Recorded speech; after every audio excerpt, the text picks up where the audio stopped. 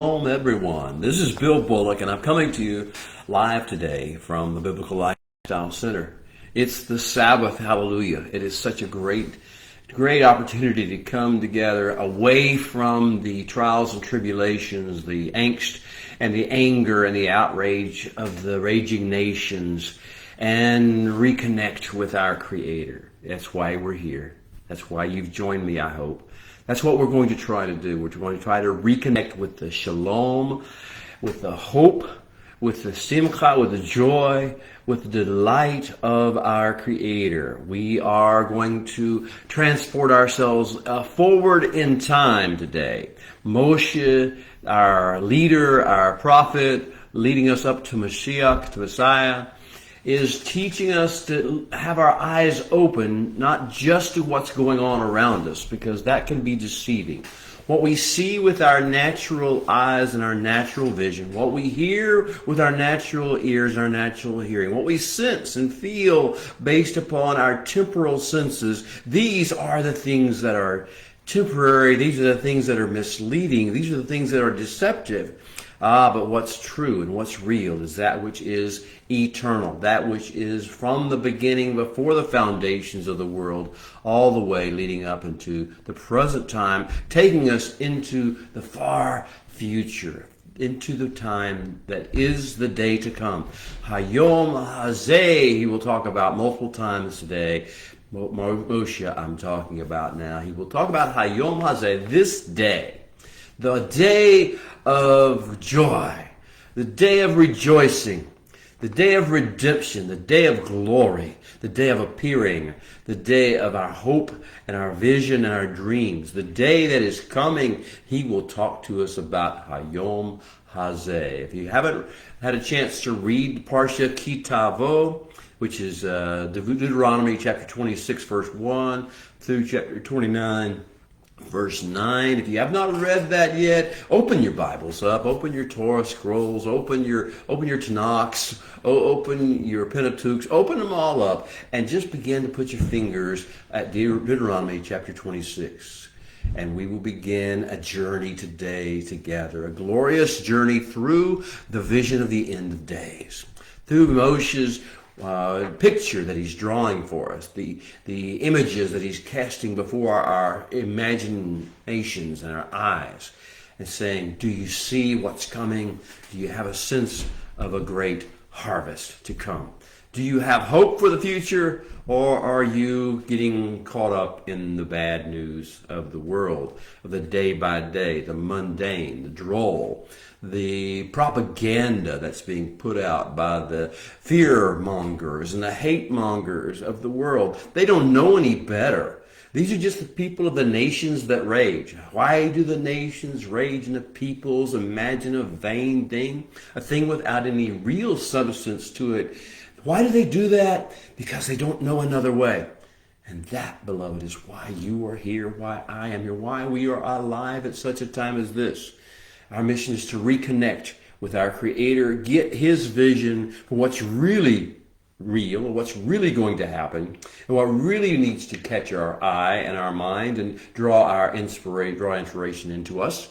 What it is real, and that is what we're seeking. We're to be a visionary society, a model society, a group of people who don't get caught up in the anger and the angst and the outrage and the controversy and the scandal of the present time, and the politics and the ideology and the religious form arguments that go on, but instead follow the wisdom and the brilliance and the majesty and the beauty and the greatness of the Creator's way. What a picture of how humanity can be what it was created to be, what we were created to be, what you were created to be, what I was created to be. We are not here to stand on mountaintops and rooftops and scream sermons at people and condemnations and shout their sin. We are here to offer a more excellent way. Well, today it's Shabbat, and we connect again with the more excellent way. We've suffered under the bombardment all week. If you have, I presume you have, I have, we all have, of the work week, of the day by day things that happen, and everybody's upset about this, and somebody's done something wrong, and they have, and that's all true. And there are these theories and these conspiracies and these opinions being spoken in all different directions. Take a deep breath, put all that stuff aside you. What does your Creator say? What is He speaking into your spirit? What is He speaking over you and over your life, over your family, over your household, over your bloodline? What is He speaking? What is the Creator saying? What is the more excellent way? Well, beloved, that's where we are this week. And we're going to get a vision from Moshe as he takes us through Parsha Ki Tavo. This is the 50th Parsha of Torah. We are reaching the grand crescendo of the Mosaic revelation. This Mosaic revelation is the foundation for all revelation. It's the foundation for David and the Psalms. It's for and the kingdom of on earth. It's the foundation for Mashiach. It's a foundation for Yeshua, all his teachings and all about it. It's the foundation. So this Mosaic revelation flow, this river that flows outward, it comes out with the very essence and the source of true revelation, is that it's now being delivered. And we're coming to the crescendo section. Next week in Parsha Nitzavim. This will be the grand climax of Torah, and then we'll finish it with a song and with a blessing, and we'll start over again fresh and new as we delve back into the revelation stream 1 year wiser, 1 year more mature and developed, 1 year with more experience under our belt to try to grasp the depths of this revelation flow that never runs dry and we never exhaust in any way. So Parsha Ki Tavo is preparation for the great climactic week of Nitzavim. And so we're in a transition, as it were. Last week we were talking about being deployed. In this world, it is like we're in a war zone. It is like we're in enemy territory. We are not citizens of any ethnicity. We're not citizens of any race. We're not citizens of any nationality, although we may actually participate in their nation, in their governments, and in their economy. We are here as strangers. We are here as representatives of the kingdom of heaven, of the courts of heaven, and we carry and we follow the protocols of the king's courts and the king's heart instead of following the dictates of man. And so here we are. We're at this stage, and last week he told us we're deployed here. We have rules of engagement. We don't just do what feels right in the moment. We're not lone rangers out here. We're not loose cannons trying to right all wrongs. We're not Don Quixotes tilting at windmills ideologically or politically or relationally or morally. We're not that. We're not crusaders. What we're here to be instead is samples, examples, models of a kingdom lifestyle that will bring heaven to earth in its time. Patiently, faithfully, gently, kindly, with love, with shalom, with joy, with hope. These are the factors which will bring about this great kingdom, this great way, this excellent back to Eden mentality upon the earth. So as we make the transition toward the great Hayom Hazeh, that great day when heaven does come to earth and we begin to see Messiah reigning over all the earth, before that takes place, he says, you need to get a vision for this. You need to understand that you are the key. You working under the headship, under the discipleship, in discipleship with the Master, Mashiach, Yeshua of Nazareth, the one prophesied by Moshe and by the prophets and by the Holy One from the beginning in Genesis chapter 1 and Genesis chapter 3. That one who will reign over the earth, he will not be someone who comes to destroy. He will become someone who comes to build, rebuild, replant the Garden of Eden in the days of the millennial kingdom. We will be participants and players in that game, in that role, in that great adventure. So how do we prepare for that? We need to have a vision. And Moshe is going to give us a vision, and he's going to do even more than give us the vision for the end of days, for the great harvest time, harvest seasons to come. A harvest not just of wheat and barley and figs and pomegranates and dates and olives and grapes, as he's going to talk about, but a harvest of the nations, a harvest of those who presently are among those who are in the raging nations mentality and mindsets. From all tongues, from all tribes, from all peoples, those who will come to the sound of the voice, those who will come to the brightness of the light, those who will come. This will be the great harvest to come. And then it will be on earth as is in heaven. Oh, but do you have a vision for something more than the world tells you is there? Do you have a vision for something more than the scientists tell you is there, than the educators tell you, than the politicians, and the ideology spreaders, and the hate mongers, and the fear mongers, and the race mongers, and the ethnicity baiters? Do you have a vision for something glorious and good? The plan of the creator of the universe for redemption of mankind as a species, bloodline by bloodline, household by household, individual by individual, as many as will come, man, woman, child of all different tribes and tongues and nations and races and ethnicities and age groups and economic groups. Yes, do you have a vision for that? And do you have a vision, then it goes even greater, to the recreation of this world, basically, to the bringing it back to its Edenic state, as it was intended to be, the full fruitfulness. He's going to model it in the land of Israel. And so we're going to have Tavo is about harvest times in the land of Israel. When we come in, and that's what Tavo means, when you go in or when you come in. When you come in, there will be certain things happen. We're going to have this model provided to the world. What can happen when true Torah lifestyle, wisdom, patient, kind people who walk with the Holy One, their Creator, in the ways that Messiah will teach us, in the fullness of the Torah, when we walk in that way, how will the earth respond? The earth will respond with joy, with delight, and with productivity and fruitfulness beyond our imagination. It will be like the Garden of Eden. We will be able to reap and reap and reap and reap. The plowman will overtake the reaper. The earth will rejoice. The trees will clap their hands. The rivers will dance. So you understand all the prophetic words that have been spoken. It will be a time of amazing fruitfulness, and we'll see what the world could look like if we did this right, if we did it the right way once in this time under the headship of Messiah. So the great harvest seasons to come, do you have a vision for them? And do you have a vision that involves you being involved in it, you being a part of it? Do you have a vision for participating in this grand plan of redemption and restoration? Do you have a vision? Well, the Holy One wants to give you, through Moshe, through Parsha Tavo, he's going to put words in your mouth. So he's going to teach you a script, or a series of scripts, actually. There's 4 basic scripts that are the substance of Parsha Tavo.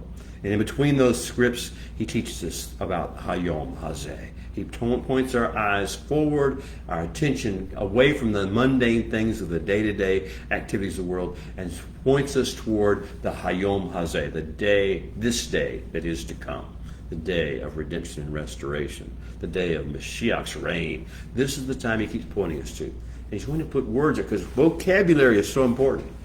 If we follow the vocabulary of the nations, the raging nations, we will have no impact. Well, we'll have an impact. We will not have a positive impact. We will not have a kingdom impact. We will make the things of the world worse. If we use their vocabulary, if we use their profanity, if we use their words of anger and outrage, if we use their bullet points, if we just rehearse and recite their bullet points of political and ideological theory of their conspiracies, if we do that, that's not all we have to offer.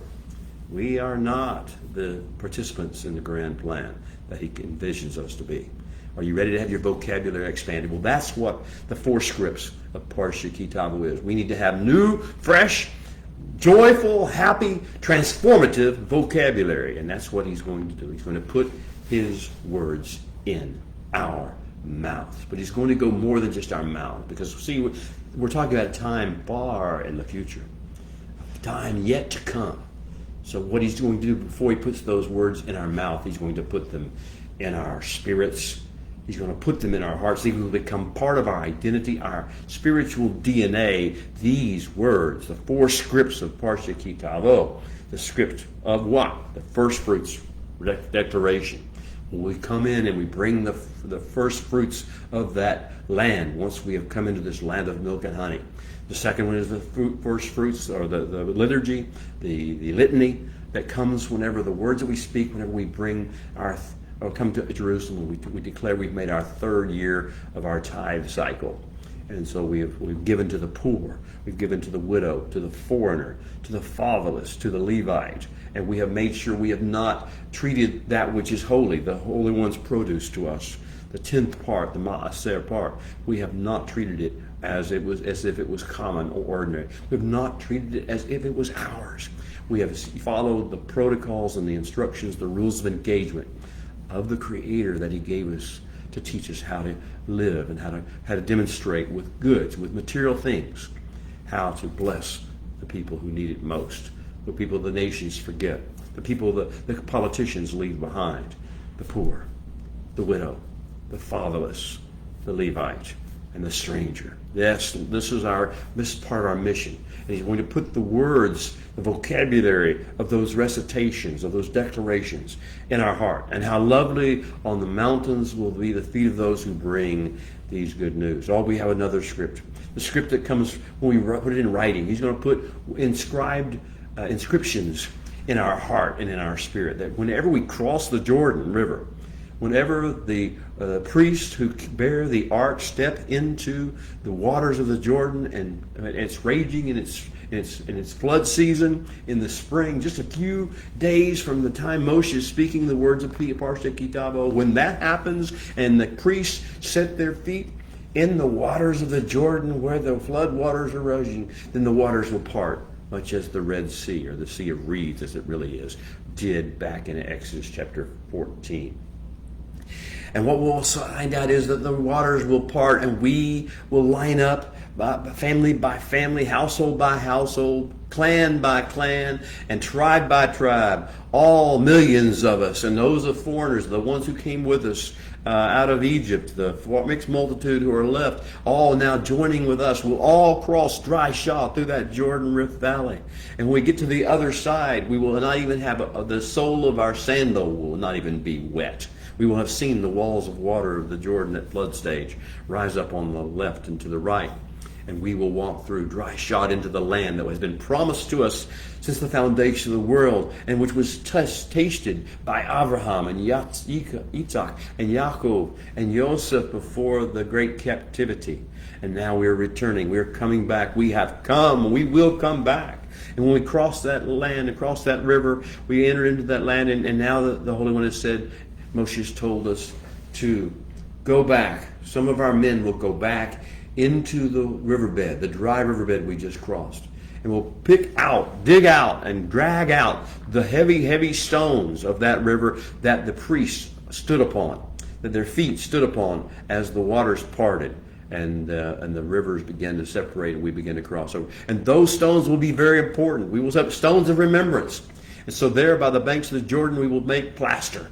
Great cauldrons of plaster, and we will plaster from on one side and the other these great stones, and we will inscribe them right there at the banks of the Jordan. We will inscribe on them all the words of the Torah plainly. The nations will be able to read them. Anyone who comes by, we'll see what's going to happen to them later, because we're going to take them and maybe put them on carts, or maybe put them on wagons, and they're going to be very heavy and very large. But we're going to do like we did in Egypt and drag these things and take them all the way to Mount Ebal. And at Mount Ebal, we will set them up with plaster on them and the words of the Torah, set them up as a monument, as it were, where everyone who passes by on the King's Highway, on the great roadway that goes from Egypt, or from Babylon all the way to Egypt, and this great trade route, everyone who passes by this base of Mount Gerizim will see the tablets of the Torah. It will be like a mezuzah. It will declare that this is the law of this land. This is the unique land, not like any other land in the world. This is a land where the Constitution was written by the Creator of the universe Himself. And He is in partnership with mankind. He is creating a model society. That's a declaration we will make with these stones. And the stones will cry out, as Yeshua, the Master, said to those who said, tell your disciples to quit talking, quit yelling, quit praising you, quit shouting the Hosanna from the Hallel. Quit doing that and calling it to you. He says, if these were quiet, even the stones would cry out. Well, what stones was he talking about? The stones that we were to take out of the Jordan River, plaster, write the words of the Torah upon, the vision upon, and put up on Mount Ebal. I read this week about an archaeological find on Mount Ebal. Part of that, of those tablets, was actually apparently found. So I just encourage you with regard to this vocabulary that we have is not the vocabulary of the world. The Holy One puts his words in our mouth. And as we go, we finally get to Mount Ebal, which is up by Shechem, the valley between Shechem is in the valley between Mount Ebal and Mount Gerizim. And he's going to say, I want you to do, before you go back and before you conquer Jericho, before you do any of these other things, I want you to go and I want you to make your declaration, put up these stones, declaring, as it were, before it happens, what this land is going to be, before you've even captured the first city or the town, or driven out the first inhabitants, the warlords of the Canaani, who are devastating and destroying the land and keeping it from its fullness, causing it to be subjected to futility. Before you do any of that, I want you to make the Declaration of War. It's like the Declaration of Independence in the United States of America. Before the freedom was won, the declaration was made. Well, so it will be. Make the declaration with these tablets, with these great stone mezuzot on Mount Ebal. And then half of you should go up to Mount Gerizim, the very top of Mount Gerizim. And half of you should go up to the very top of Mount Ebal, facing mountains, facing one another across the valley where Shechem, now Nablus, is. And he says, I want you to, from the Mount Gerizim, pronounce the blessings. Shout out loud. Put vocabulary, the blessings. Blessed are those who, and the blessings of those that flow with the Torah. This is, and then go to Mount Gerizim and up on Mount Ebal, and then from Mount Ebal. These are, in English says, the curses. These are the things that cause you, the things that happen when you don't follow the Torah. Now, many people think of it as curses, in a standpoint of almost like a magical or an incantation. It's not that kind of thing. A curse is an English word that tries to interpret the Hebrew word arar. Arar is the Hebrew phrase, and it doesn't mean some sort of an imprecation or incantation or spell or any kind of magical negative. It's not even a matter of anger or wrath on behalf of someone speaking against somebody else. It's just telling you the laws of sowing and reaping. It is just a declaration that if you sow the Torah, if you sow the ways of the wisdom and the brilliance and the goodness of the Holy One in the earth, the way he has told you to, then you will reap blessings. You will reap good things. It produces wonderful things. The Word, it produces wonderful things. But if you reject it, if you sow instead rebellion and self-will, if you sow instead your own ideas of what's right and wrong and fair and moral, if you sow the raging of the nations and the vocabulary of the nations, you're going to reap it back. It's going to be very ugly. It's just sowing and reaping. It's not some sort of anger, imprecation, or punishment. It is saying you have two choices. World, we stand on Mount Ebal and we say, don't make this choice. This choice is to look like this mountain, bald with no growth. It produces nothing but scrub, and it just keeps continually looking like a scalded earth, a scorched earth area. But look at Mount Gerizim. Look across the valley at the green mountain, which is lush with growth, and it keeps producing year after year after year with the orchards and the vineyards. Watch the difference. What's the difference? The Torah is the difference. The ways of the Creator are the difference. The ways of walking in the wisdom and the kindness and the compassion and the goodness of the Holy One who created this earth and created man, the one who knows best about what needs to happen on earth, what he created man to do, what man will do in the Messianic kingdom and the Olam Haba. These are the things. Watch this. Gerizim says, Mount Gerizim, with all of its fruitfulness, testifies to the world, this is what your life can be like. Or, if you choose the other way, Mount Ebal testifies that you can be fruitless, that you can have no life to it, produce nothing valuable, and the law of sowing and reaping. If you sow thistles, if you sow tares, that's what you will reap in a great level of harvest. There's a better way. we show the world the more excellent way. Walk in the more excellent way. Get a vision for the more excellent way. Get the Holy One's vocabulary for the more excellent way. And we shall have beautiful feet upon the mountains. Amen. Shabbat Shalom. See you next week.